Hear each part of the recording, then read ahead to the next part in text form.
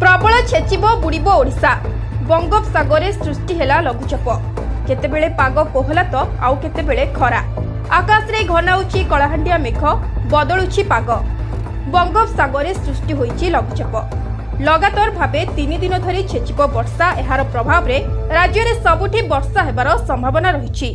एहाकु नै आंचलिक पाणीपाग विभाग पक्षरु सूचना आसीछि। 16-17 तारिख रे राज्य रे प्रबल वर्षा हेबा सह अति प्रबल वर्षा हेबार संभावना रहिछि।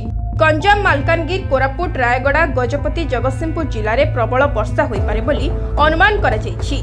ओडिशा उपकूल निकट दे यह गति करिब। 16-17 तारिख रे राज्य रे एहार सर्वाधिक प्रभाव पड़िब। 16 तारिख रे राज्यर 3टी जिले में प्रबल वर्षा हेबार पूर्वानुमान करा जायछि।